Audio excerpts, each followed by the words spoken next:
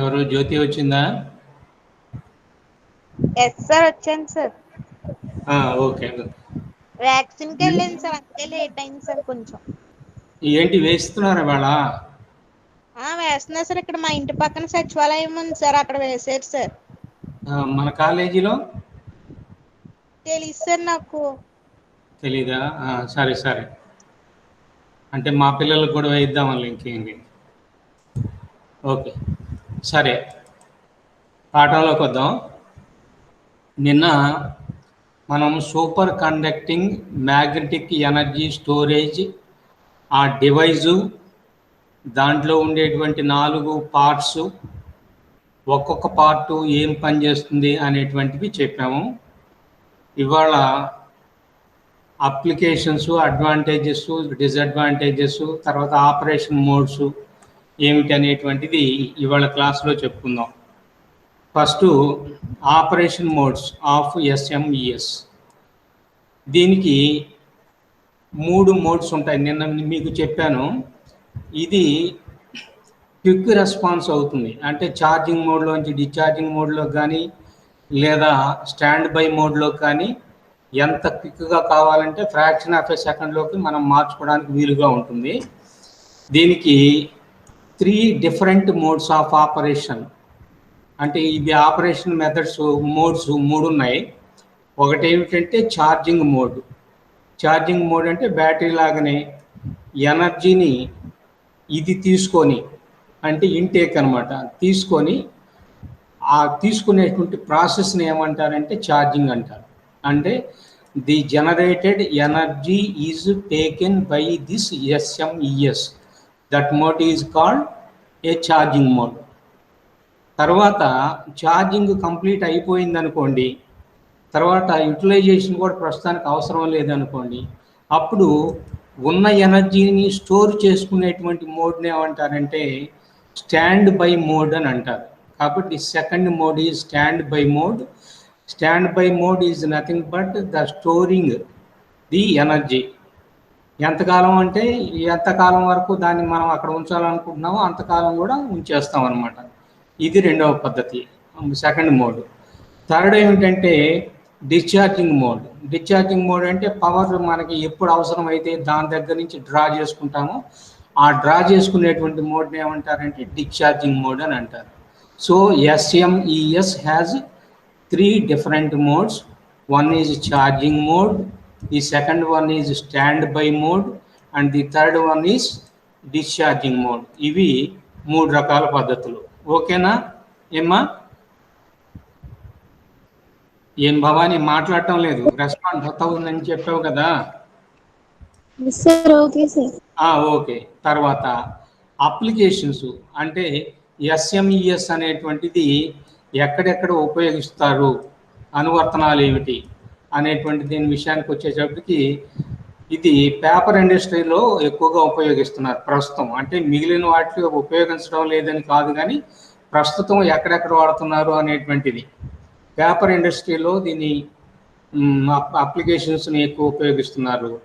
తర్వాత motor vehicles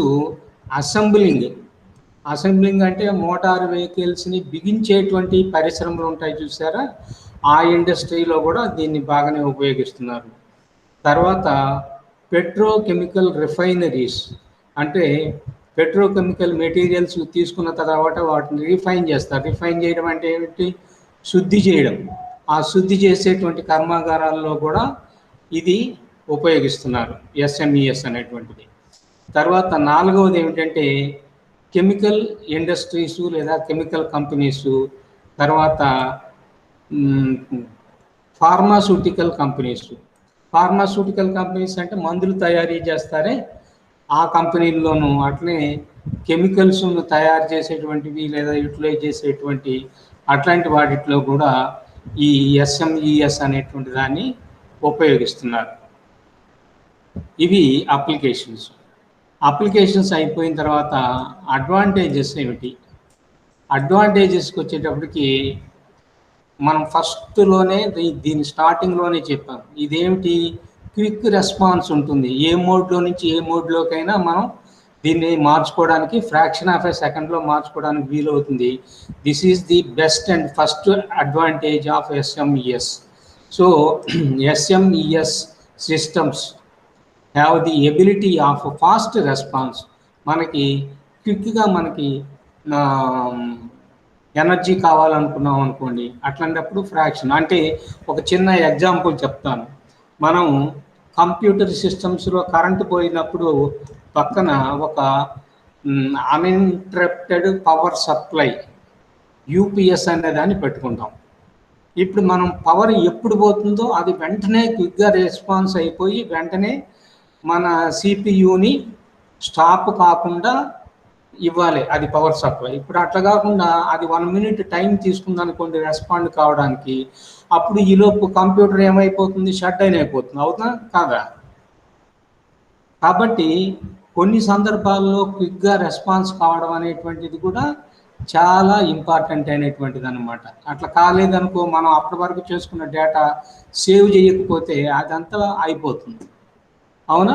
కాబట్టి ఇది క్విక్ రెస్పాన్స్ లేదా ఫాస్ట్ రెస్పాన్స్ కలిగి ఉండటం అనేటువంటిది ఒక అడ్వాంటేజ్. తర్వాత these can switch from charge to discharge state and vice versa. That means from discharge to charge state within seconds.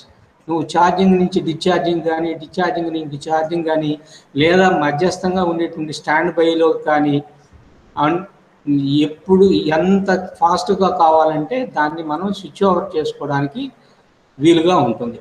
తర్వాత దీంట్లో మూవింగ్ పార్ట్స్ అంటూ ఏమీ ఉండవు. అది ఫండమెంటల్గా మీరు గుర్తుపెట్టుకోండి. మామూలుగా మెషిన్స్ ఉన్నాయనుకోండి, దాంట్లో చక్రాలు రొటేట్ కావడం ఒకటి, యాక్సిల్ మూవ్ కావడం ఒకటి, వెనక్కి ముందుకి పిస్టన్లు జరగడం, ఇట్లాంటివి కనుక ఉన్నట్లయితే ఏమవుతుంది, కొద్ది కాలానికి ఆ పార్ట్స్ అన్నీ కూడా ఏమైపోతాయి, అరిగిపోతాయి. అవునా? అరిగిపోయినాయి అనుకోండి, కొంతకాలానికి అది పాడైపోతుంది. అంతేకాకుండా అట్లా మూవింగ్ పార్ట్స్ వల్ల ఏమైపోతుందో తెలుసా, ఫ్రిక్షన్ అనేటువంటిది ఒకటి క్రియేట్ అవుతుంది. ఆ ఫ్రిక్షన్ని అధిగమించడానికి కొంత ఎనర్జీ వేస్ట్ అయిపోతుంది. ఎనర్జీ కనుక వేస్ట్ అయిపోయినట్లయితే ఆటోమేటిక్గా ఏమవుతుందో తెలుసా, దాని యొక్క ఎఫిషియన్సీ అనేటువంటిది పడిపోతుంది. కాబట్టి దీంట్లో మూవింగ్ పార్ట్స్ అనేటువంటివి లేకపోవడం వల్ల అరుగుదల తక్కువగా ఉంటుంది, అంటే డ్యూరబిలిటీ ఎక్కువ వస్తుంది, అంటే మన్నిక ఎక్కువ వస్తుంది ఒకటి. రెండవది ఏమిటంటే ఎఫిషియన్సీ అనేటువంటిది కూడా బాగా ఉంటుంది. ఓకేనా? తర్వాత it can be used in places where other technologies such as battery systems or compressed air are not feasible. Compressed air కానీ, ఇంతకుముందు మనం డిఫరెంట్ మెథడ్స్లో కంప్రెస్డ్ ఎయిర్ అనేటువంటిది కూడా చెప్పాం. కంప్రెస్డ్ అంటే ఒక బెలూన్స్ లాంటి వాటిలో ఉండి ఆ ఎయిర్ని కనుక కంప్రెస్ చేసినట్లయితే the energy is stored as potential energy in that compressed air. అంతే కదా? దాన్ని కంప్రెస్ చేస్తే మనం ఇచ్చినటువంటి ఎనర్జీ అంతా ఏ రూపంలో నిల్వ ఉంటుంది, పొటెన్షియల్ ఎనర్జీ రూపంలో నిల్వ ఉంటుంది. మళ్ళీ అవసరమైనప్పుడు ఆ పొటెన్షియల్ ఎనర్జీ అనేటువంటిది మెకానికల్ ఎనర్జీ గాను, అది మళ్ళీ ఎలక్ట్రికల్ ఎనర్జీ గాను మనం కన్వర్ట్ చేసుకోవడానికి వీలుగా ఉంటుంది అనమాట. కాబట్టి బ్యాటరీలు ఉపయోగించలేనటువంటి చోట్ల, అట్లనే కంప్రెస్డ్ ఎయిర్ తోటి మనం ఎనర్జీని నిల్వ చేయలేనటువంటి చోట్ల, అట్లాంటి చోట్ల ఈ ఎస్ఎంఈఎస్ అనేటువంటిది బాగా ఉపయుక్తంగా ఉంటుంది. ఏమా అంతవరకు అర్థమైనట్లేనా? తర్వాత డిసడ్వాంటేజెస్ ఏమిటి? ఈ డిసడ్వాంటేజ్ను కూడా స్టార్టింగ్లోనే చెప్పాం. అక్కడ 2 టైప్స్ ఉన్నాయని, లార్జ్ అమౌంట్ ఆఫ్ ఎనర్జీని స్టోర్ చేసేటువంటి వాటికైతేనో క్విక్గా రెస్పాన్స్ ఉండవని, అట్లనే తక్కువ ఎనర్జీలను అంటే స్మాల్ అమౌంట్ ఆఫ్ ఎనర్జీస్ని స్టోర్ చేసుకునేటువంటి వాటికి మాత్రం ఏముంటుంది, క్విక్గా రెస్పాండ్ అయ్యేటువంటి లక్షణం ఉంటుందని చెప్పాము. తర్వాత ఈ ఎస్ఎంఈఎస్ అనేటువంటిది ఈ 2వ కేటగిరీకి చెందుతుంది అనేటువంటిది కూడా నిన్న చెప్పాం. అంటే ఏ కేటగిరీకి చెందుతుంది? It stores small amount of energies and it has quick response. కాబట్టి ఇక్కడ మెయిన్ డ్రాబ్యాక్ ఏమవుతుందంటే లార్జ్ అమౌంట్ ఆఫ్ ఎనర్జీని స్టోర్ చేయడం అనేటువంటిది దీంట్లో సాధ్యం కాదు. అది ఫస్ట్ డిసడ్వాంటేజ్. రెండేమిటంటే దీంట్లో మనకు క్రయోజెనిక్ యూనిట్ అనేటువంటిది ఒకటి పెట్టాం. క్రయోజనిక్ యూనిట్ ఎందుకు పెట్టాము? దీని యొక్క టెంపరేచర్ని బాగా తగ్గించేసి ఏ టెంపరేచర్ దగ్గర తీసుకెళ్ళాము గుర్తుందమ్మా నిన్న? 5 కెల్విన్ 4.5 కెల్విన్ టెంపరేచర్ అంటే -268 దగ్గరికి తీసుకెళ్ళటమే కాకుండా ఆ టెంపరేచర్ని మెయింటైన్ చేస్తూ ఉండాలి. మెయింటైన్ చేస్తున్నంత కాలమే ఆ కండక్టర్ సూపర్ కండక్టర్గా పనిచేస్తుంది. టెంపరేచర్ మారిపోతే ఆ సూపర్ కండక్టర్ మళ్ళీ ఏమైపోతుంది? It will be converted to an ordinary conductor and it will give some resistance and energy is dissipated. So the efficiency decreases, energy waste అయిపోతుంది. అందువల్ల ఏమవుతుంది? ఎఫిషియన్సీ అనేటువంటిది పడిపోతుంది. అందువల్ల ఇక్కడ విషయం ఏమిటంటే ఎక్కువ అమౌంట్ ఆఫ్ ఎనర్జీ స్టోర్ చేయలేకపోవడం అనేటువంటిది ఒకటి అయితే, రెండవది ఏమిటంటే large amount of energy is utilised to lower the temperature of the unit. Unit యొక్క టెంపరేచర్ని బాగా తగ్గించడానికి ఎక్కువ శక్తి కావాల్సి వస్తుంది. అందువల్ల ఆ పవర్ సప్లై యూనిట్ లేదా స్టోరేజ్ యూనిట్ యొక్క కాస్ట్ ఏమైపోతుందంటే బాగా ఎక్కువైపోతుంది. ఎందుకంటే అంత లో టెంపరేచర్ దగ్గర తీసుకెళ్ళాలంటే ఎక్కువ ఎనర్జీని మనం వేస్ట్ చేయాల్సి వస్తుంది అన్నమాట. ఓకేనా? ఇది ఫస్ట్ పాయింట్.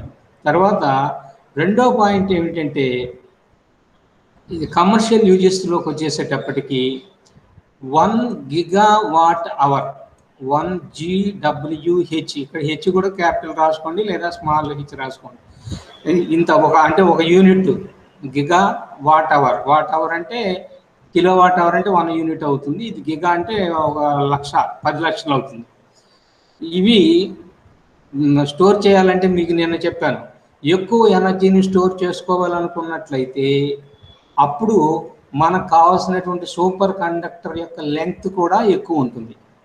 తక్కువ ఎనర్జీ స్టోర్ చేసుకోవాలంటే తక్కువ లెంగ్త్ ఉండేటువంటి సూపర్ కండక్టర్ అయితే సరిపోతుంది. అయితే ఇక్కడ 1 గిగావాట్ అవర్ ఎనర్జీని కనుక నువ్వు స్టోర్ చేసుకోవాలంటే నీకు ఎంత పొడవు కలిగినటువంటి తీగ కావాలంటే 160 కిలోమీటర్స్, అంటే దాదాపు ఇక్కడి నుంచి వైజాగ్ వైజాగో లేకపోతే అంత దూరం పొడవు కలిగినటువంటి తీగను వాడాల్సి వస్తుంది అన్నమాట. అయితే అంత పొడవుగా తీసుకుంటామా అంటే పొడవు అంతా తీసుకోము, ఆ పొడవును ఏం చేస్తాము? వైండింగ్ చేస్తాం. అవునా? ఇది ఇంకో డిసడ్వాంటేజ్. కాబట్టి ఎక్కువ ఎనర్జీని స్టోర్ చేసుకోవాలనుకున్నప్పుడు ఎక్కువ పొడవు కలిగినటువంటి ఒకే తీగ ఉండాలి. మళ్ళీ మధ్యలో అతుకులు అవన్నీ వచ్చినట్లయితే మళ్ళీ రెసిస్టెన్స్ అనేటువంటిది పెరుగుతుంది. తర్వాత another problem is the infrastructure required for installation. ఇట్లాంటి యూనిట్స్ని మనం ఇన్స్టాల్ కనుక చేయాలనుకున్నట్లయితే ఇన్ఫ్రాస్ట్రక్చర్కి సంబంధించినటువంటివి ప్రాబ్లమ్స్ కూడా ఉంటాయి. అంటే పెద్ద పెద్ద యూనిట్స్ ఉంటాయి అన్నమాట. అంటే దానికి సపోర్ట్ చేసేటువంటివి, అట్లాంటివన్నీ కూడా చాలా పెద్ద ఖర్చుతో కూడుకున్నటువంటి పని అవుతుంది. ఇవి దీంట్లో వచ్చేటువంటి డిసడ్వాంటేజ్. అంతవరకు అర్థం అవుతుందా ఏమ్మా? తర్వాత ఇది super conducting energy storage system అయిపోయిన తర్వాత కండక్టర్ ఎట్లా పనిచేస్తుంది, బ్యాటరీ ఎట్లా పనిచేస్తుంది, దానికి దీనికి ఉండేటువంటి తేడాలు ఏమిటి, తర్వాత సూపర్ కండక్టర్ అంటే ఏమిటి అనేటువంటివి కూడా మనం నెమ్మదిగా తెలుసుకోవాలి. మీకు ఇప్పుడు ఒక చిన్న వీడియో చూపిస్తాను. ఆ వీడియో చూపించేసిన తర్వాత మళ్ళీ ఈ పాఠం దగ్గరికి వస్తాను. ఓకేనా? Okay sir.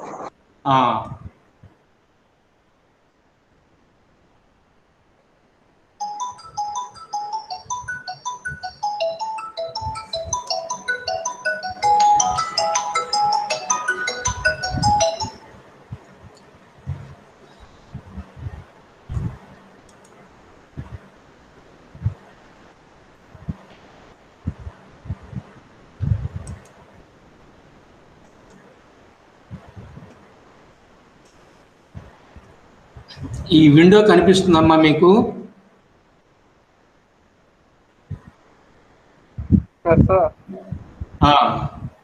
ఇక్కడ చూడండి, ఈ బొమ్మలో చూస్తే మీకు ఇవన్నీ కూడా కండెన్సర్లే, అంటే ఒకే బొమ్మలే అనేకం పెట్టాడు. అవునా? కండెన్సర్లు ఇట్లాంటి షేప్లో ఉంటాయి, ఇంకా డిఫరెంట్ షేప్స్ కూడా ఉంటాయి, చూపిస్తాను మీకు వాటికి. అయితే ముందు ఫండమెంటల్గా ఇది ఏ ప్రిన్సిపల్ మీద పనిచేస్తుంది అనేటువంటి విషయం ముందు తెలుసుకోవాలి.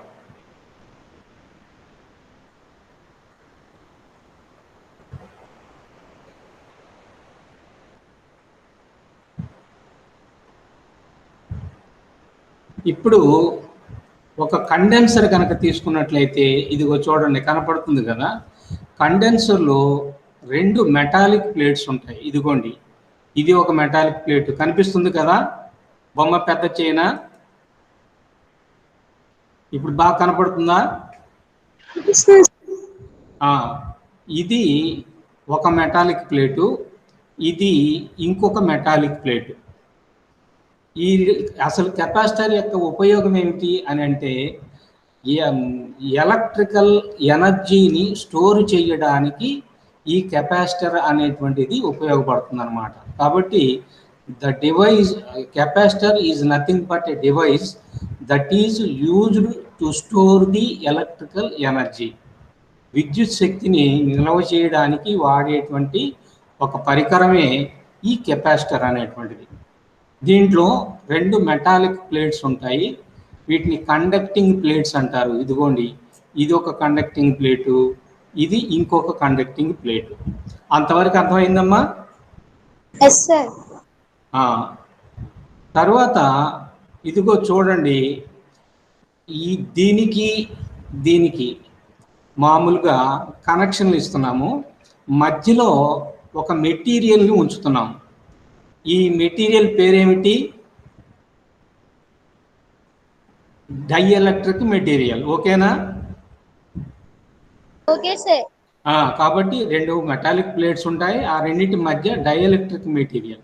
డైఎలక్ట్రిక్ మెటీరియల్ అంటే ఏమిటి? Bad conductor or insulator. ఓకేనా? Okay sir. ఒక్కొక్క సందర్భంలో మధ్యలో ఈ డైఎలక్ట్రిక్ మెటీరియల్ అనేటువంటిది అసలు ఉండదు. అది కనుక తీసేస్తే ఈ 2 ప్లేట్ల మధ్య ఏముంటుంది ఏమా? ఎయిర్ ఉంటుంది, అంతేనా కదా?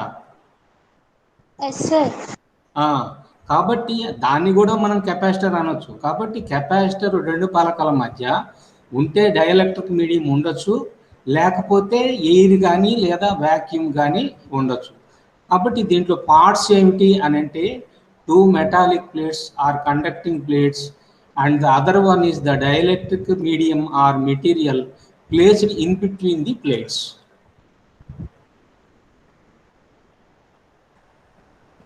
తర్వాత ఈ ప్లేట్ని ఏం చేసామంటే ఒక బ్యాటరీకి కనెక్ట్ చేసాం. అదిగోండి, పై ప్లేట్ని తీసుకెళ్ళి దేనికి కనెక్ట్ చేసాము ఏమా? బ్యాటరీ యొక్క ఎవరో ఒకటి రెస్పాండ్ అవుతూ ఉండండి, నేను మధ్యలో అనుకుంటూ ఉంటే టైం అయిపోతుంది. కాబట్టి ఈ ప్లేట్ని తీసుకెళ్ళిపోయి చూడండి, బ్యాటరీ యొక్క పాజిటివ్ టెర్మినల్కి ఇచ్చేసాము, ఈ కిందది తీసుకొచ్చేసి నెగటివ్ టెర్మినల్కి కనెక్ట్ చేసేసాం. ఇట్లా కనెక్ట్ చేయడం వల్ల ఏమవుతుంది అని అంటే, చూడండి,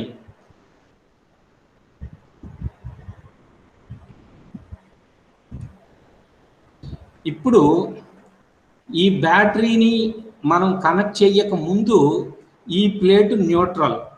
న్యూట్రల్ అంటే అర్థం ఏంటమ్మా? ఇట్ హ్యాస్ నో ఛార్జ్, అంతే కదా? అంటే దాంట్లో ఉండేటువంటి పాజిటివ్ ఛార్జెస్ నెగటివ్ ఛార్జెస్ 2 సమానంగా ఉంటాయి. ఈ రెండిటి యొక్క టోటల్ ఏమైపోతుంది? 0 అయిపోతుంది, అవునా కదా? అట్లనే ఈ రెండో ప్లేట్ తీసుకున్న ఇది కూడా న్యూట్రల్గానే ఉంటుంది. కాబట్టి before connecting to the battery both the plates are electrically neutral. That means the positive charges and negative charges both are equal in number, so the charge net charge is equal to 0 on each plate. అంతవరకు అర్థమైందా ఏమా? నేను బొమ్మ వేయకుండా మీకు అర్థం కావడం గురించి నేను ఈ వీడియోని వాడుకుంటున్నాను.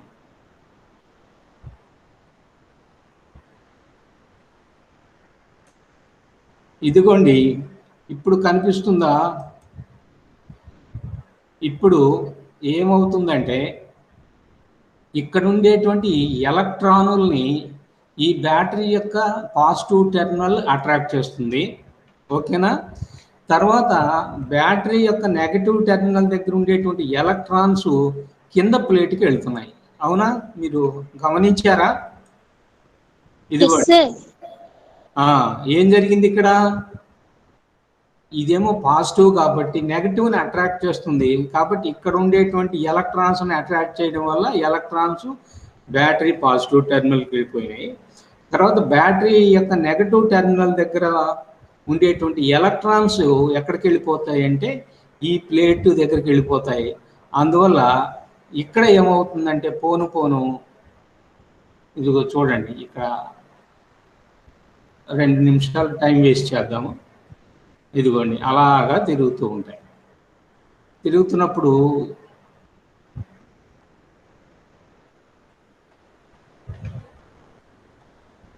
ఒక్క క్షణం ఆగాలి. కొద్దిసేపటికి ఏమైందో చూసారా? ఇక్కడ ఉండేటువంటి ఎలక్ట్రాన్స్ అన్నీ వెళ్ళిపోయినాయి. అవునా? తర్వాత ఇక్కడి నుంచి ఇక్కడికి వచ్చి ఇక్కడ ఉండేటువంటి పాజిటివ్ ఛార్జెస్ అన్నిటినీ కూడా ఈ ఎలక్ట్రాన్స్ న్యూట్రలైజ్ చేసిపోయింది. అప్పుడు పై ప్లేట్ మీద ఏం ఏర్పడింది? ఏమా? Positive charge.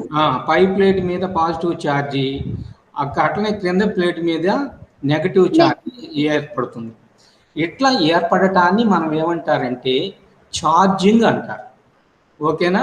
So the two plates which are neutral before connecting to the battery, they became electrically charged. The upper plate becomes positively charged and lower plate becomes negatively charged. ఇదేమో positive plate అయిపోతుంది, ఇదేమో negative plate అయిపోతుంది. ఇప్పుడు కొద్ది voltage తక్కువ ఉన్నప్పటికీ కొద్దిసేపటి తర్వాత ఏమవుతుందంటే బ్యాటరీ యొక్క 2 టెర్మినల్స్ మధ్య ఎంత వోల్టేజ్ అయితే ఉంటుందో అంత వోల్టేజ్ దేని మధ్య తయారైపోతుంది? ఈ 2 ప్లేట్ల మధ్య తయారవుతుంది. ఓకేనా? So the capacity in between the 2 plates of A condenser will be equal to the voltage of the power supply. Power supply యొక్క వోల్టేజ్ ఎంత ఉంటుందో దీని వోల్టేజ్ కూడా అంతకు తయారైపోతుంది. ఇప్పుడు పై ప్లేట్కి పాజిటివ్ ఛార్జీ, కింద ప్లేట్కి నెగటివ్ ఛార్జ్ ఇస్తే ఈ 2 ప్లేట్ల మధ్య ఏం ఏర్పడుతుందమ్మా? చెప్పగలరా?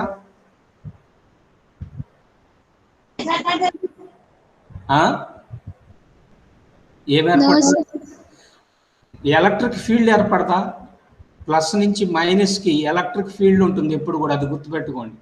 The electric field is created between the positive charge and the negative charge. అవునా? అంటే ఒక యూనిట్ పాజిటివ్ ఛార్జ్ని తీసుకొచ్చి ఇక్కడ పెడితే అది ఏ మార్గంలో ప్రయాణం చేస్తుందో అది ఎలక్ట్రిక్ ఫీల్డ్ డైరెక్షన్ అంటాం. కాబట్టి యూనిట్ ఛార్జ్ అంటే ఏమిటంటే ప్లస్ ఉండాలి, 1 కూలంబ్ ఛార్జ్ ఉండాలి. దాన్ని తీసుకొచ్చి ఈ పాజిటివ్ దగ్గర పెడితే ఈ పాజిటివ్ ఆ యూనిట్ పాజిటివ్ ఛార్జ్ని ఏం చేస్తుంది? రిపెల్ చేస్తుంది. అప్పుడు కింద ఉండేటువంటి నెగటివ్ ఛార్జెస్ ఆ పాజిటివ్ ఛార్జ్ని ఏం చేస్తాయి? అట్రాక్ట్ చేస్తాయి. అప్పుడు యూనిట్ పాజిటివ్ ఛార్జ్ పై ప్లేట్ దగ్గర నుంచి బయలుదేరి ఏ ప్లేట్ దగ్గరకు వస్తుంది? నెగటివ్ ప్లేట్కి వస్తుంది. దాన్ని ఎలక్ట్రిక్ ఫీల్డ్ లైన్ అంటారు, దాన్నే ఫ్లక్స్ అని కూడా అంటారు. కాబట్టి ఎలక్ట్రిక్ ఫీల్డ్ లైన్స్ ఎక్కడి నుంచి ఎక్కడికి గీయాలి అని అంటే ప్లస్ నుంచి ఎక్కడికి? మైనస్ గీయాలి. ఇప్పుడు అది చూద్దాం.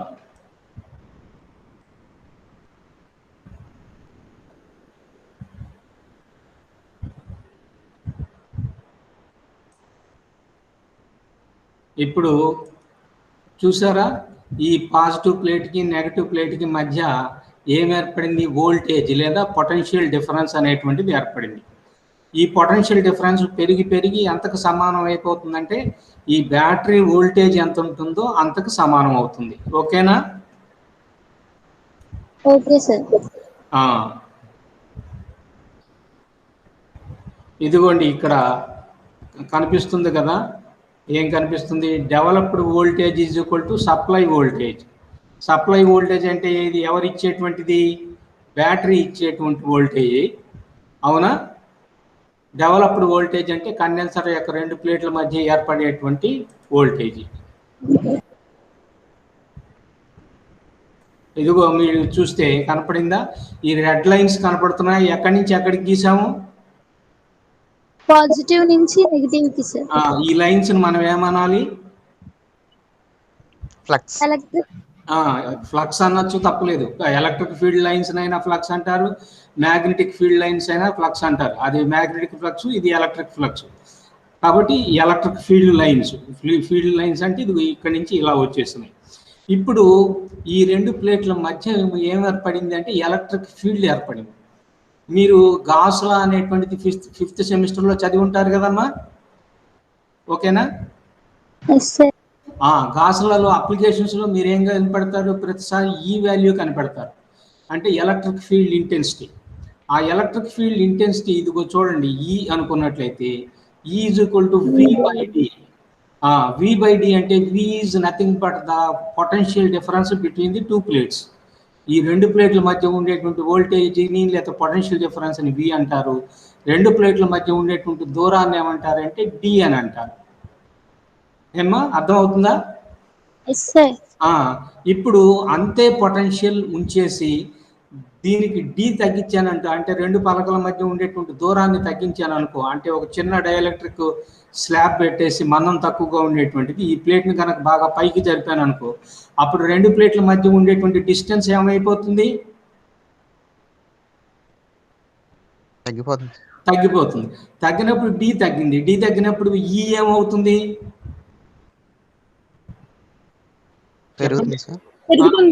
ఈ వాల్యూ పెరుగుతుంది. So with the same value of V we can increase the value of E by decreasing the value of D. D విలువను తగ్గించి వి విలువను మార్చకుండా ఈ విలువను కూడా పెంచవచ్చు, ఓకేనా? ఇట్లా మనకి ఈ రెండింటి మధ్య ఏం ఏర్పడుతుందంటే ఎలక్ట్రిక్ ఫీల్డ్ అనేటువంటిది ఏర్పడుతుంది.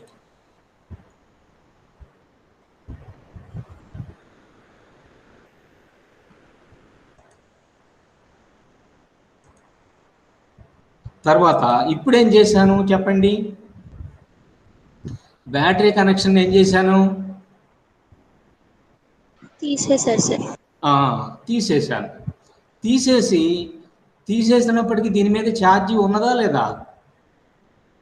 ఉంది సార్. కాబట్టి బ్యాటరీని నేను డిస్కనెక్ట్ చేసిన తర్వాత కూడా కండెన్సర్ యొక్క ప్లేట్ల మీద ఏమున్నదంటే ఛార్జ్ అనేటువంటిది నిల్వ ఉన్నది. ఛార్జ్ నిల్వ ఉన్నదంటే ఎలక్ట్రికల్ ఎనర్జీ ఉన్నట్టే లెక్క. Electrical energy is nothing but charge. So if you store the charge on the plates means the electrical charge is stored on the plates of the condenser and the electric field is in between the 2 plates. ఇప్పుడు ఈ ఛార్జ్ని నేను వాడుకోవచ్చా? ఇప్పుడు దీన్ని నేనేం చేస్తానంటే ఒక బల్బుకి connect చేస్తాను. ఇదిగోండి, ఒక బల్బుకి కనెక్ట్ చేశాను. ఇదిగో ఒక ట్యాప్ కీ పెట్టాను, ఓకేనా? బల్బు వెలిగిందా? ఇక్కడ బల్బు ఏం వెలగలేదు, ఓకేనా? Okay sir. ఇప్పుడు ఏం చేశాను? ఇదిగో దీన్ని క్లోజ్ చేశాను, ట్యాప్ కీని క్లోజ్ చేశాను, ఓకేనా? ట్యాప్ కీని క్లోజ్ చేస్తే ఇదిగో ఎలక్ట్రాన్స్ ఎక్కడి నుంచి ఎక్కడికి వెళ్తున్నాయి చూడండి. నెగటివ్ ప్లేట్ దగ్గర నుంచి పాజిటివ్ ప్లేట్కి వెళ్ళిపోతున్నాయి. వెళ్ళిపోయి ఆ ప్లస్ని ఈ మైనస్ ఏం చేస్తుంది? న్యూట్రల్ చేసేస్తుంది, అవునా కదా? కాబట్టి ఇవన్నీ కూడా అక్కడికి వెళ్ళిన దాకా ఈ బల్బు వెలిగింది అంటే దేంట్లో కూడా వెళ్ళిపోయినాయి, బల్బులో ఉండే ఫిలమెంట్ గుండా ఎలక్ట్రాన్స్ వెళ్ళిపోయినాయి. అంటే దీన్నే మనం ఏమంటున్నాం? ఈ బల్బును లోడ్ అని అంటున్నాం. కాబట్టి ఇక్కడ ఉండేటువంటి ఛార్జ్ మొత్తము కూడా ఇప్పుడు ఏమైపోయింది? డిశ్చార్జ్ అయిపోయింది. డిశ్చార్జ్ అయిపోయిన తర్వాత మళ్ళీ దీన్ని బల్బు కనెక్షన్ తీసేసి మళ్ళీ దీన్ని దేనికి కనెక్ట్ చేసుకోవాలి? బ్యాటరీకి. అంటే ఇప్పుడు కండెన్సర్ ఎట్లాంటి పని చేసింది? ఒక సెకండరీ బ్యాటరీ లాగా పనిచేసిందా లేదా? అంటే ఎనర్జీని స్టోర్ చేసుకోవడం, అలా ఉంచుకోవడం, అవసరమైనప్పుడు మళ్ళీ దాన్ని లైట్కో ఫ్యాన్కో దేనికో దాన్ని కనెక్ట్ చేసుకుంటే మళ్ళీ ఆ ఫ్యాన్ తిప్పడం కానీ ఆ లైట్ని వెలిగించడం కానీ చేయడం, ఎనర్జీని యూటిలైజ్ చేసుకోవడం, మళ్ళీ ఈ కండెన్సర్ ప్లేట్లు రెండు కూడా ఏమైపోతాయి, డిశ్చార్జ్ అయిపోతాయి. అంతవరకు అర్థమవుతుందా? Yes sir. కాబట్టి దాని మీద స్టోర్ చేసుకోవడం, ఎనర్జీని స్టోర్ చేసుకోవడం అనేటువంటి ఛార్జీ, ఉన్న ఛార్జీని వాడుకోవడం అనేటువంటిది ఏమిటి, డిశ్చార్జ్. అవునా కదా? Yes sir. అది తర్వాత ఇక్కడ ఇంతవరకు నేను ఏం చెప్పలేదు, డైఎలక్ట్రిక్ గురించి ఏం చెప్పలేదు. అవునా కదా? ఇప్పుడు దాకా డైఎలక్ట్రిక్ లేదనుకున్నా కూడా ఏం బాధ లేదు. ఇప్పుడు డైఎలక్ట్రిక్ లోపల ఏం జరుగుతుంది అనే విషయాన్ని ఇప్పుడు చూద్దాం. మళ్ళీ నేను బ్యాటరీకి కనెక్ట్ చేశాను. ఇక్కడ ప్లస్ వచ్చింది, ఇక్కడ ఏమొచ్చింది, మైనస్ వచ్చింది. ఓకేనా? తర్వాత కండెన్సర్కి ఆ ఛార్జ్ని నిల్వ చేసుకునేటువంటి దాన్ని ఏమంటారంటే కెపాసిటీ లేదా కెపాసిటెన్స్ అంటారు. అంటే the ability to store the charge on the plates is called the capacitance. ఈ కెపాసిటెన్స్కి చూడండి, సి అనేటువంటి అక్షరం చేసి చూపిస్తారు. This is equal to Q/V అని చెప్పి రాయాలి. కాబట్టి కండెన్సర్ యొక్క capacity C is equal to ఎంతకు సమానము, Q/V. Q/V. ఇక్కడ మీరు ఒక మాట అడగచ్చు, ఛార్జ్ అంటే పై ప్లేట్ మీద ఛార్జ్ తీసుకుంటాను, కింద ప్లేట్ మీద ఛార్జ్ తీసుకుంటాను, అవేమో ప్లస్ 9 కూలుంబులు, ఇది -9 కూలుంబులు, రెండింటిని కలిపితే 0 అయిపోతుందంటే కుదరదు. కేవలము మనము ఈ రెండో ప్లేట్ ఎందుకు ఉపయోగిస్తున్నాము అంటే ఈ మొదటి ప్లేట్ యొక్క పొటెన్షియల్ పెంచడం కోసం మాత్రమే రెండో ప్లేట్ను ఉపయోగిస్తాం. అంటే ఒక రకంగా చెప్పాలంటే వీడు పెళ్లి కొడుకు, వీడు తోడు పెళ్లి కొడుకు, తోడు పెళ్లి కొడుకు పెళ్లి చేయం మనం. ఓకేనా? అందువల్ల పై ప్లేట్ మీద ఎంత ఛార్జ్ అయితే నిల్వ ఉంటుందో దాన్నే మనం క్యూగా తీసుకోవాలి. అట్లా కాదు నేను రెండు ప్లేట్ల మీద తీసుకుంటానంటే ఆ ప్లస్ ఈ మైనస్ టోటల్ చేసేటప్పటికి ఏమైపోతుంది, 0 అయిపోతుంది. అట్లా తీసుకోకూడదు. అది ఫండమెంటల్గా గుర్తుపెట్టుకోండి. ఇప్పుడు ఈ రెండు ప్లేట్ల మధ్య ఉండేటువంటి వోల్టేజ్ V అన్నాము. ఈ ప్లేట్ మీద ఉండేటువంటి ఛార్జ్ ఎంత ఉన్నది, Q is equal to C is equal to capacity of the condenser, this is equal to Q/V. ఈ ఫార్ములా కూడా మీరు గుర్తుపెట్టుకోవాలి. అంటే యాక్చువల్గా 5th సెమిస్టర్ కండెన్సర్ సిలబస్ కనుక్కుంటే అక్కడ మీరు ఇంకా డీటెయిల్గా చదువుకుని ఉండేవాళ్ళు. అవునా? తర్వాత ఇప్పుడు దీనికి యూనిట్లు ఏమున్నాయి, యూనిట్లకు వచ్చేసేటప్పటికి ఫారెడ్ అనేటువంటిది దీనికి యూనిట్, దేనికి, సి అనేటువంటి దానికి. ఓకేనా? Okay sir. ఫారెడ్ అనేటువంటిది యూనిట్. ఫారెడ్ అనేటువంటిది చాలా పెద్ద యూనిట్, చాలా పెద్ద యూనిట్ కాబట్టి చిన్న యూనిట్లో దాంట్లో ఉంటుంది కాబట్టి కెపాసిటీ ఇదిగో మిల్లీ ఫారెడ్. స్మాల్ ఎమ్ అంటే మిల్లీ కదా ఏమ్మా? అంటే మిల్లీ అంటే ఎంత, 10⁻³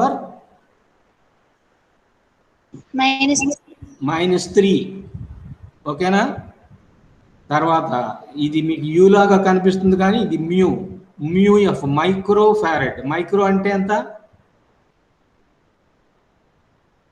10⁻⁻⁶. ఓకేనా? తర్వాత దీని తర్వాత ఈ పీకో ఫారెడ్ పెట్టాను కానీ ముందు నానో ఫారెడ్ అనేది కూడా ఉంది. మొన్న చెప్పాము నానో మెటీరియల్స్ చెప్పేటప్పుడు, నానో అంటే -9. అవునా? తర్వాత పికో ఫారెడ్స్ అంటే 10⁻⁻12 ఫారెడ్స్. కాబట్టి ఈ యూనిట్లలో కండెన్సర్ యొక్క కెపాసిటీని కొలుస్తారు. ఓకేనా? Okay sir. తర్వాత ఇప్పుడు డైఎలక్ట్రిక్ మీడియం కనుక తీసుకొస్తే ఏమొస్తుంది, మధ్యలో పెడితే ఏమవుతుంది అనేది చూద్దాం.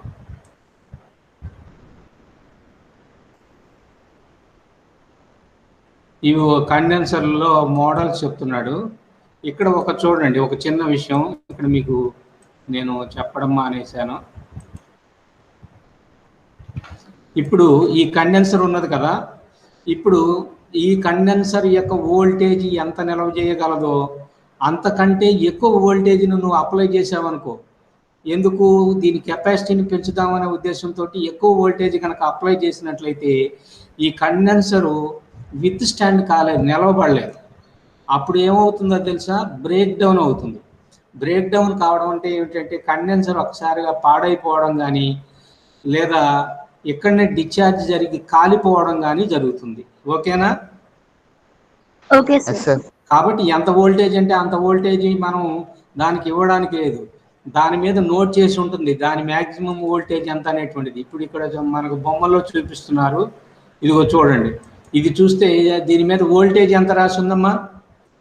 250 volts సార్.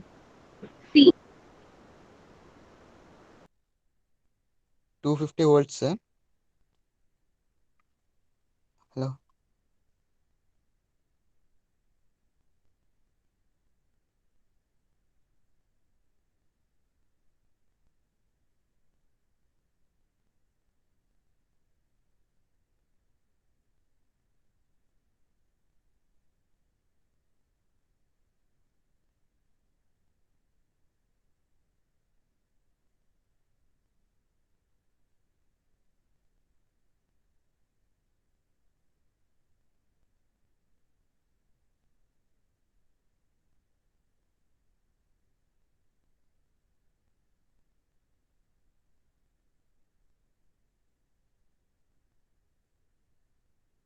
సార్.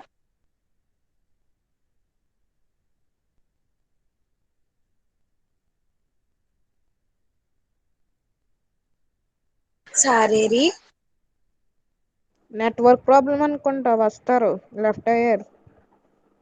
వస్తుంది సార్.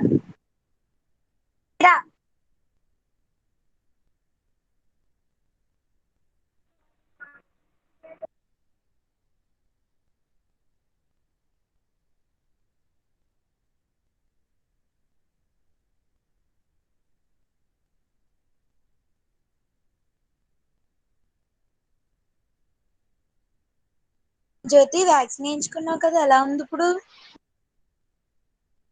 జస్ట్ పెయిన్ ఇప్పుడే స్టార్ట్ అయింది, వేసినప్పుడు ఏం లేదు, ఇంకా చెయ్యి ఇప్పుడు నొప్పి వస్తుంది. రికార్డింగ్ అవుతుంది, మాట్లాడకండి.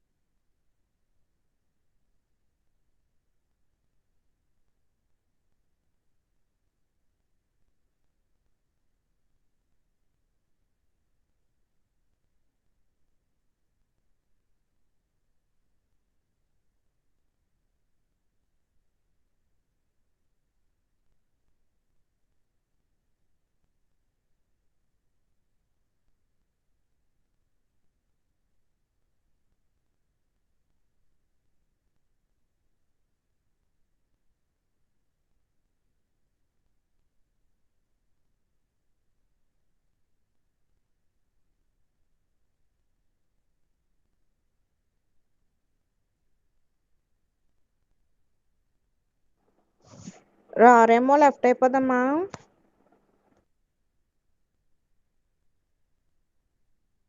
హలో. అందరూ గ్రూప్ లో లెఫ్ట్ అయిపోతున్నారు. అదే అందరూ అందరూ లెఫ్ట్ రికార్డ్ అయిపోతున్నారు అవ్వదు కదా, చెప్పండి. సార్ది కట్ అయిపోయింది కదా, ఇంకా అక్కడితోనే రికార్డు ఆగిపోద్ది నాకు తెలిసి. మన ముగ్గురమే ఉన్నాం. వెళ్ళిపోదామా? మనం అందరం లెఫ్ట్ అయిపోతే లింక్ క్లోజ్ అయిపోద్ది. అయినా ఇంకా 12 minutes ఎంత ఉంది అంతే. అంతే అంతే, 13 minutes ఉంది. భవన్ నువ్వు వేయించుకోలేదా వ్యాక్సిన్? లేదేమే, మా ఊర్లో వేస్తానన్నారు కానీ మళ్ళీ ఏమైందో. వాలంటీర్ని ప్రజెంట్ అడక్కో, చిన్నపిల్లలకి వాలంటీర్ని అడిగితే అలాగే చెప్తుంది. మేము అందుకే డైరెక్ట్ గా సచివాలయం దగ్గరికి వెళ్ళిపోయాం. సచివాలయం దగ్గరికా? మా ఊర్లో సచివాలయం లేట్లేదు. పంచాయతీ ఉంటది మా కదా. ఊరు మా స్కూల్ ఉంది, స్కూల్ దగ్గర వేస్తున్నారు. ఏ రికార్డింగ్ అంటే లో మాట్లాడకండి, సార్ చెప్పారు కదా నిన్న.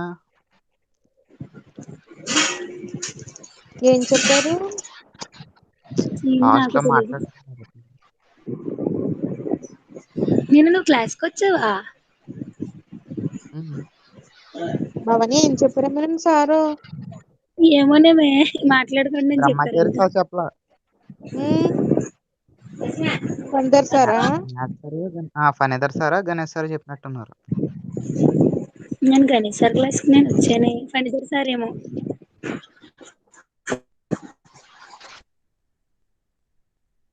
సరే వెళ్ళిపోదాం అయితే, ఇంక రారేమో. అందరూ గ్రూప్ లో వెళ్ళిపోయారు కదా. మెసేజ్. సరే గ్రూప్ లో గ్రూప్ లో ఏమంటారు? మెసేజ్ బ్రహ్మచారి సార్కి పెట్టాలి ఇంకా.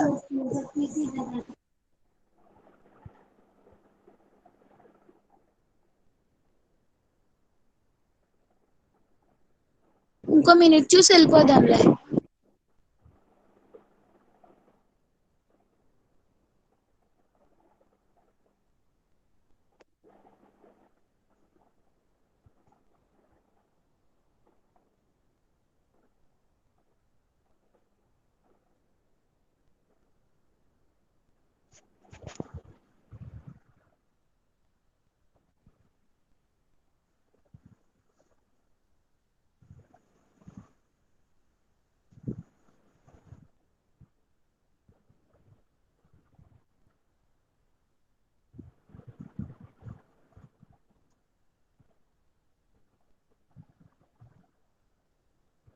ఏ చూడు ఎలా పెట్టాను. భవని ఏం పెట్టావు? బ్రహ్మచారి సార్ లెఫ్ట్ అయిపోయామో సార్ అని పెట్టాను. అవునా? ఉమ్,